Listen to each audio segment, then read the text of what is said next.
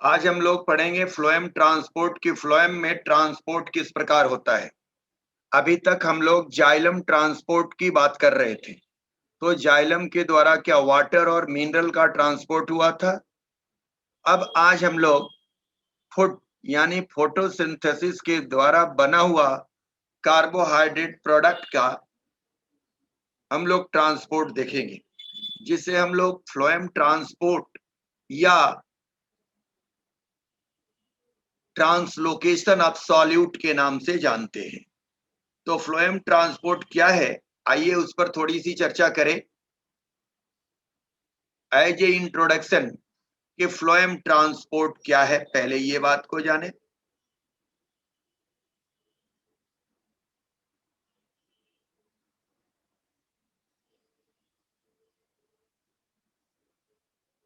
Phloem transport या food translocation in plant कहता है फूड यानी जो फोटोसिंथेसिस के दरमियान पत्तियों में बनता है।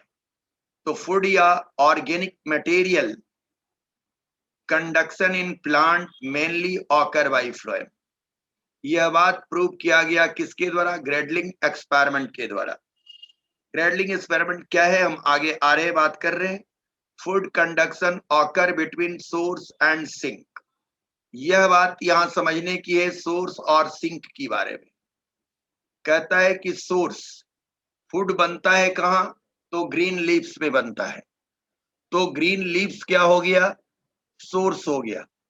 और फूड ट्रांसलोकेट होकर के जहां जाता है, जिस टारगेट ऑर्गन पर जाता है, वो सिंक हो गया। कहता है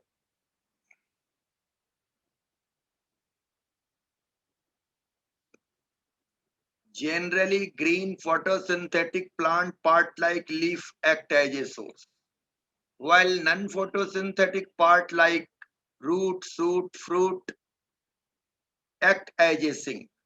जैसे अगर आलू के पौधे को आप लें, तो आलू के पौधे में जो लीफ है वहां फोटोसिंथेसिस हो रहा है, उसे हम लोग सोर्स कहेंगे। और आलू का जो ट्यूबर अंडरग्राउंड स्टेम, जो ट्यूबर पैदा हो रहा है, उसमें स्टार्च जमा हो रहा है, उसे हम लोग सिंक कहेंगे। अब conduction of food, food conduction में be in any required direction. Food conduction जो है किसी भी डायरेक्शन में हो सकता है। वैसा नहीं कि जैसे जाइलम के द्वारा जो ट्रांसपोर्ट होता था वह यूनिडायरेक्शनल होता था, और वो यूनिडायरेक्शनल प्रोसेस है। उससे उल्टा ये किधर भी ट्रांसपोर्ट हो सकता है। इसके लिए डायरेक्शन की कोई बाध्यता नहीं है। Translocation of food mainly occur in the form of sucrose. Food का जो ट्रांसलोकेशन होता है वो ज्यादातर सुक्रोज के रूप में होता है। इसका बहुत अच्छा सा एग्जाम्पल है ताड़ी और ताड़ का पेड़। आप देख रहे हैं कि ताड़ के पेड़ में से ताड़ी लोग निकालता है, तो वो ताड़ी क्या है, वो प्रिपेयर फूड है। ताड़ के पौधे के द्वारा फोटोसिंथेसिस के द्वारा पैदा किया फूड है, वो सुक्रोज सॉल्यूशन है।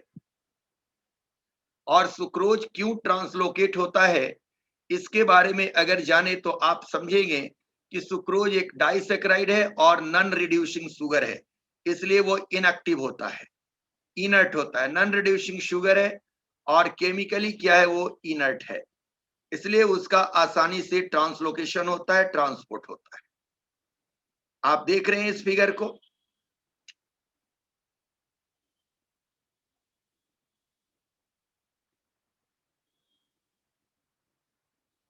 यहां देखिए कि ये टिप ऑफ स्टेम है और sugar sugar leave sieve tube, water follow by osmosis.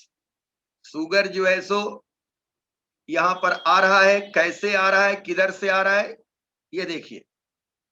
यहां देखिए शुगर बन रहा है, इस लीफ में शुगर बन रहा है, और शुगर बन करके क्या कर रहा है, इस फ्लोएम में जा रहा है, और जाकर के इस फ्लोएम के माध्यम से ये नीचे की ओर भी आ रहा है, और यहां आकर स्टोर हो रहा है।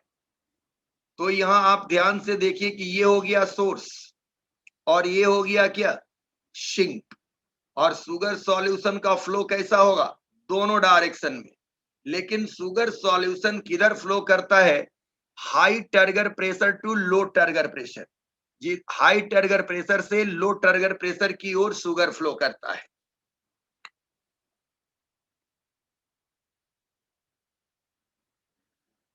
ये diagrammatic representation of mechanism of translocation. अब आइए आप इस मैकेनिज्म को हम और भी आसानी से आपको समझाएं। तो ये देखिए, ये आप देख रहे हैं कि ये जाइलम है और ये देख रहे हैं ये फ्लोएम है, फ्लोएम का सीप ट्यूब है। और यहाँ जो है ये ग्रीन लीफ है, क्या है, सोर्स है। और यहाँ पर ये फ्रूट जो है ये क्या है, सिंक है। तो लीफ में जो सुक्रोज बनेगा वो क्या करेगा, वो फ्रूट में आएगा। तो देखिए यहां से सुक्रोज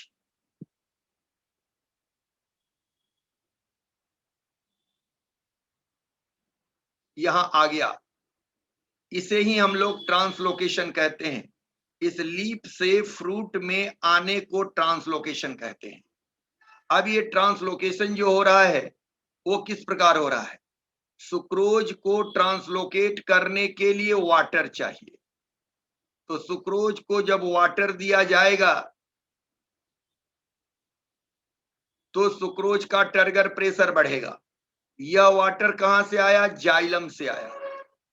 अब ये सुक्रोज वाटर के साथ धीरे धीरे ट्रेवल करके नीचे आएगा और पुनः वाटर देखिए क्या होगा, जाइलम की ओर चला जाएगा। तो जाइलम में वाटर का ट्रांसपोर्ट दो तरह से हो रहा है, एक लॉन्गिट्यूडिनल डायरेक्शन में और दूसरा रेडियल या ट्रांसवर्स डायरेक्शन में। यह बात आपको जानना होगा। मास फ्लो हाइपोथेसिस, इस ट्रांसलोकेशन के लिए मुंच नामक वैज्ञानिक ने मास फ्लो हाइपोथेसिस दिया था।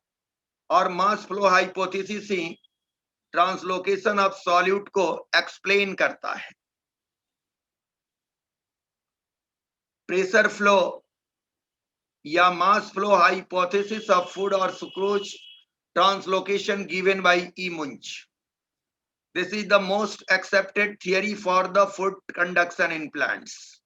According to it, food translocation occur between source and sink in order to trigger pressure gradient, high trigger pressure to low trigger pressure. इतनी आसान बातें हैं कि आप किसी को भी कोई भी समझने में दिक्कत नहीं हो रही होगी। सिंपल सा चीज है, लेकिन नीट में इससे क्वेश्चन ज्यादा आते हैं, इसलिए ध्यान पूर्वक समझे और जहां कोई दिक्कत हो वहां पर रिएक्ट करें।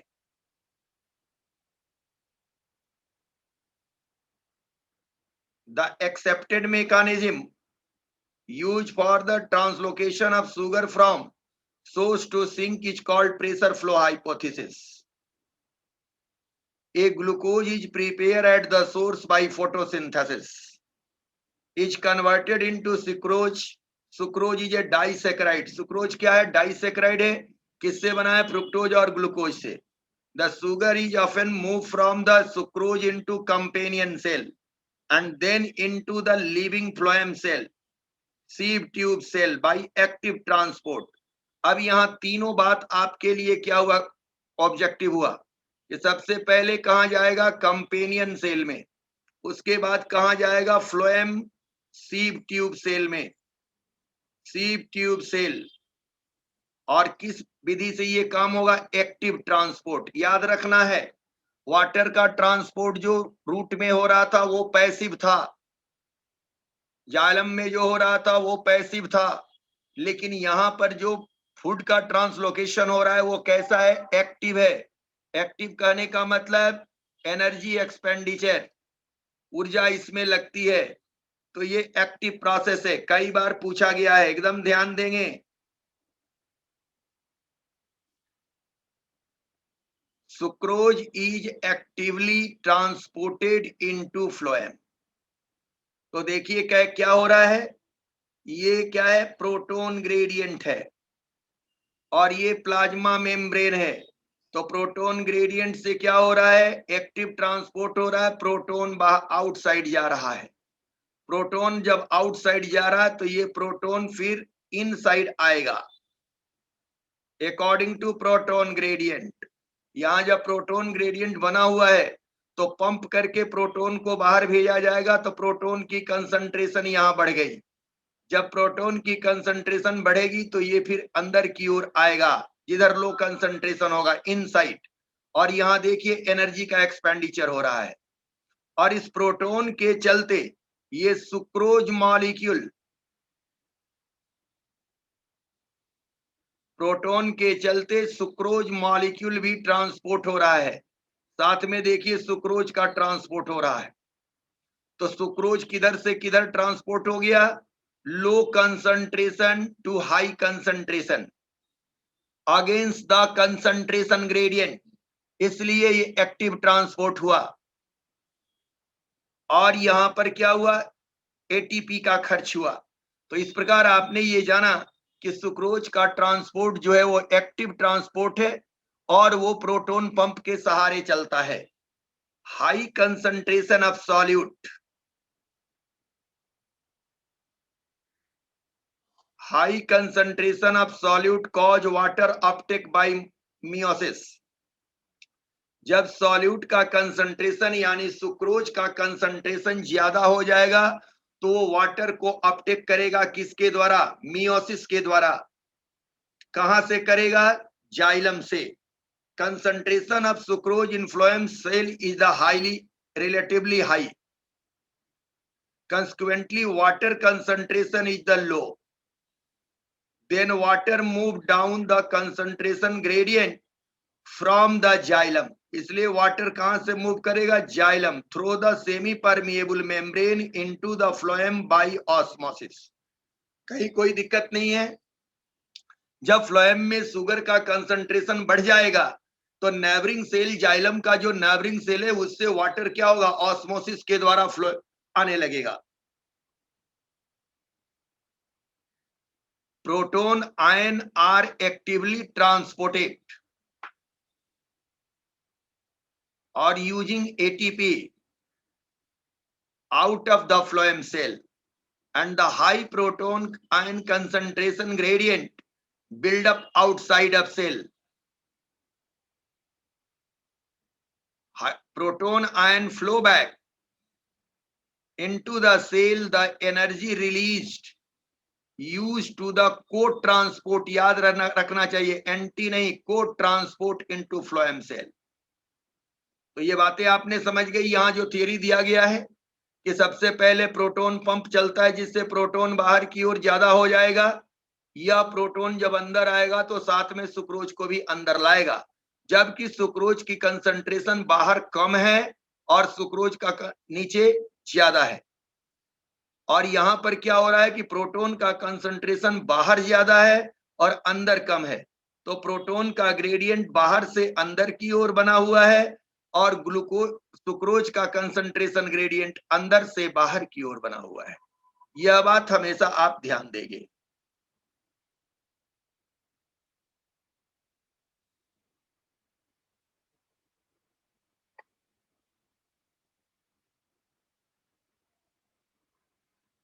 अब देखिए यहां आप देख रहे हैं कि ये जाइलम है और ये क्या है, कंपेनियन सेल है। ये फ्लोएम का सीप ट्यूब सेल है, ये कंपेनियन सेल है, ये और ये क्या है, सोर्स है। तो सोर्स में ये क्लोरोप्लास्ट दिखा रहे हैं सेल में, क्लोरोप्लास्ट से ये शुगर बन रहा है या सुक्रोज बन रहा है। ये सुक्रोज सबसे पहले कहाँ आया, कंपेनियन सेल में। कंपेनियन सेल से कहाँ आया, सीप ट्यूब एलिमेंट में। सीप ट्यूब एलिमेंट में जब इसका कंसंट्रेशन ज्यादा हो गया तो नेबरिंग सेल जाइलम से क्या, वाटर ऑस्मोसिस के द्वारा आ गया। इस प्रकार वाटर और ये दोनों मिलकर के क्या हुआ, यहां पर टर्गर प्रेशर बढ़ गया। अब ये टर्गर प्रेशर जब इसका बढ़ गया तो टर्गर प्रेशर बढ़ने से क्या होगा, यह इधर जिधर कम टर्गर प्रेशर है उधर फ्लो करेगा। देखिए इधर में कंसंट्रेशन ज्यादा, इधर कम है, तो इधर टर्गर प्रेशर ज्यादा, इधर कम है, तो इधर से क्या करेगा, ये फ्लो करेगा इधर की ओर, और यहां से ये फ्लो करते हुए यहां आ गया। अब यहां से ये फिर क्या है, कंपेनियन सेल में आ गया और फिर चला गया कहां, सिंक में, सिंक में जाके जमा हो गया, और वाटर पुनः कहां चला गया, जाइलम में। तो देख रहे हैं कि वाटर जहां से आया था वहां चला गया, फिर ऊपर जा रहा है, फिर आ रहा है, और इसके सपोर्ट से फ्लोएम का फ्लोएम में सुक्रोज का ट्रांसलोकेशन हो रहा है।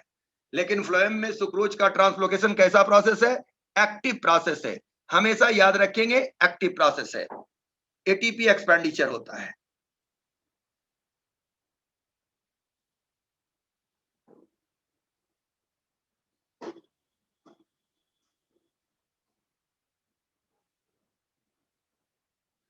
अब फ्लोएम में जब सोर्स से सुक्रोज फ्लोएम के कंपेनियन सेल में आता है तो उसे हम लोग कहते हैं फ्लोएम लोडिंग, और जब फ्लोएम से जब वो सिंक में जाता है तो unloading.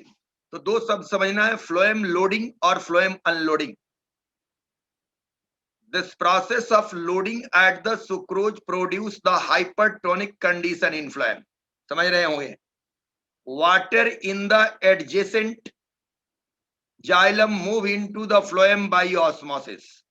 As turgor pressure build up, the phloem shape will be move area of lower pressure. बिल्कुल समझ में आ रही है, अभी समझाए हैं। At the sink, osmotic pressure must be reduced. Again, active transport is necessary to move the sucrose out the phloem shape. कि load होने के लिए फ्लोएम में लोड होना भी एक्टिव ट्रांसपोर्ट है और फ्लोएम से अनलोड होना भी एक्टिव ट्रांसपोर्ट है। into cell which will be used sugar converting into energy, such as starch or cell. As the sugar are moved, the osmotic pressure decrease and water move out the phloem. तो ये सारी बातें आपने अभी पीछे वाली figure में समझा। कहता है कि अगर समरी के रूप में अगर आप देखें तो summarise the movement of sugar in the phloem begin at sucrose where the sugar are loaded actively, पहले भी बता चुके हैं, into sieve tube.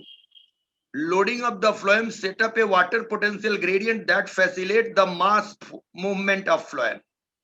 Phloem tissue composed of, तो पहले से जानते हैं कि phloem tissue चार तरह के सेल से composed है। sieve tube cell which form the long column with hole in their end wall, that is called sieve plate, and cytoplasmic strand passes through the hole in the sieve plate to forming the continuous filament. As hydrostatic pressure in the phloem sieve tube increase the pressure flow, begin the sap move through the phloem.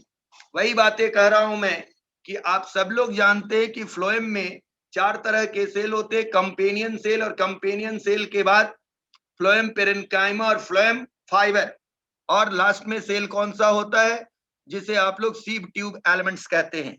तो सबसे पहले sugar कहां जाता है, companion cell, companion cell से कहां जाता है, सिव ट्यूब एलिमेंट में। सिव ट्यूब एलिमेंट में सुगर जाने की प्रक्रिया को सुगर लोडिंग या फ्लोएम लोडिंग कहते हैं, जो एक्टिव प्रोसेस है। अब कहता है कि जो ये फ्लोएम का सिव ट्यूब एलिमेंट्स है उसके इंड पर परफोरेटेड प्लेट होते हैं, जिस प्लेट को हम लोग सिव एलिमेंट कहते हैं या सिव प्लेट कहते हैं, और उस परफोरेशन, उस छिद्र के द्वारा साइटोप्लाज्मिक स्ट्रैंड या साइटोप्लाज्म एक सेल से दूसरे सेल में कंटिन्यू रहता है, जिसे हम लोग कंटिन्यूअस फिलामेंट कहते हैं। दूसरी बात, meanwhile at the sink, sink के समय, सिंक पर incoming sugar are actively transported. तो दोनों बात आप जान गए कि फ्लोएम लोडिंग भी एक्टिव ट्रांसपोर्ट है और फ्लोएम अनलोडिंग भी एक्टिव ट्रांसपोर्ट है।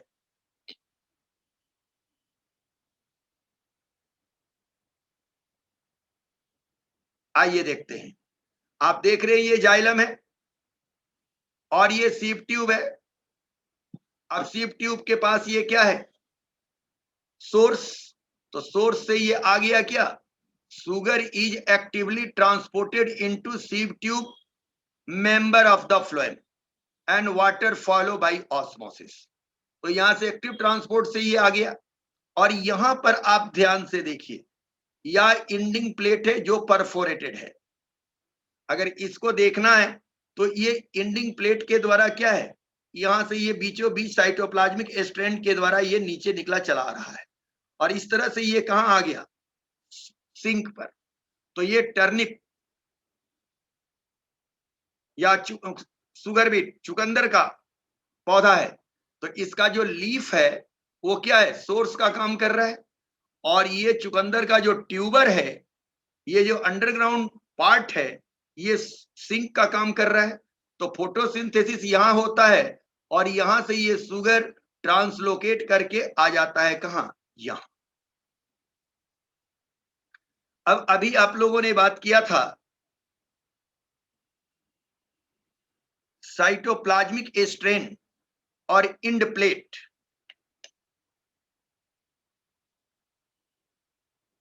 तो आप देखिए यहां, ये हमने फ्लोएम का फिगर बनाया है। ये क्या है, फ्लोएम देखे तो फ्लोएम में ये कंपेनियन सेल है और ये सीप ट्यूब मेंबर है, ये सीप ट्यूब एलिमेंट्स, और यहां देखिए सीप प्लेट है। तो ये यहां से साइटोप्लाज्म इस प्लेट के द्वारा, परफोरेटेड प्लेट के द्वारा अंदर तक जाता है और इस तरह से ये क्या बनाता है, साइटोप्लाज्मिक स्ट्रैंड। और ये कंपेनियन सेल है। तो सबसे पहले सुगर कहां आता है, कंपेनियन सेल में, और कंपेनियन सेल से कहां जाता है, सीप ट्यूब एलिमेंट में, और सीप ट्यूब एलिमेंट से सीप प्लेट होते हुए आगे की ओर ये पास करता है। अब मैं समझता हूं कि आप लोग आसानी से बातें समझ लिए होंगे कि क्या है ट्रांसलोकेशन। आप देखिए कैसे ट्रांसलोकेशन होता है, ध्यान से। ये क्या है, कॉर्टेक्स है, ये क्या है, इंडोडर्मिस है, ये क्या है, फ्लोएम है, ये क्या है, कैम्बियम है, ये क्या है, जाइलम है, और वाटर के लिए ये साइन है। तो देखिए ये वाटर ट्रेवल करके कैसे जा रहा है, कॉर्टेक्स से इंडोडर्मिस, इंडोडर्मिस से फ्लोएम, फ्लोएम से कैम्बियम, कैम्बियम से जाइलम, और जाइलम में ऊपर की ओर एसेंड कर जा रहा है। आपने देखा। अब शुगर जो है कैसे जा रहा है, ये शुगर है, देखते रहिए ध्यान से। देखिए शुगर कैसे रेडियली ऊपर की ओर बढ़ रहा है। ये वाटर चल गया, वाटर कैसे जा रहा है, ऐसे ट्रांजेंशियली जा रहा है।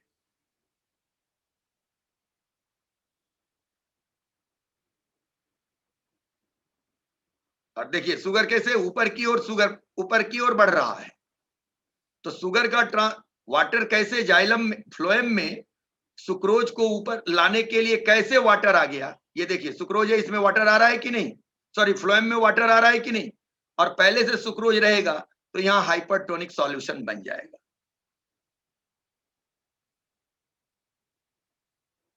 A simple experiment called Gridling was used to identify the tissue through which food is transported. शुरू में भी कहा गया था, on the trunk of a tree ring a bark depth in the phloem layer. देखिए यहां पर क्या किया गया है, बार्क हटा दिया गया है, can be carefully removed. In the absence of downward movement of food, portion of bark above the ring on the stem becomes swollen. तो देखिए यहां क्या हुआ, ये स्वेल कर गया।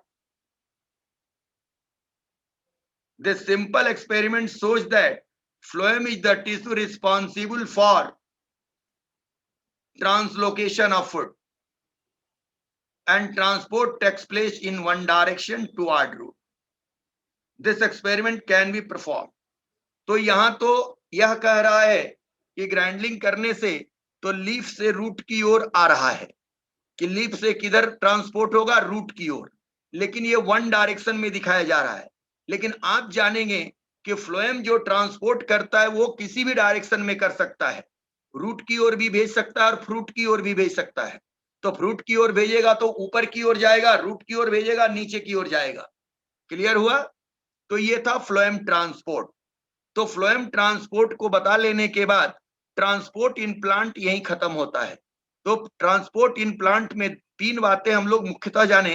पहला था मीन्स ऑफ ट्रांसपोर्ट, और दूसरी बातें हमारी क्या थी, तो उसमें था जाइलम ट्रांसपोर्ट, जिसमें हमने water absorption through root, ascent of sap, transpiration जाना। और आज हम लोग बात किए फ्लोएम ट्रांसपोर्ट की। इसके बाद दूसरा चैप्टर है क्या, न्यूट्रिशन इन प्लांट्स, जिस पर चर्चा करेंगे।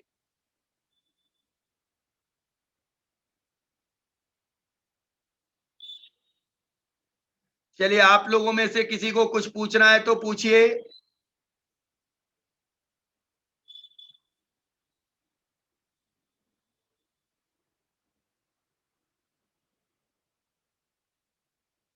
हमारी आवाज आप तक नहीं जा रही है? आ रहा है। हाँ जी। तो फ्लोएम ट्रांसपोर्ट में कोई दिक्कत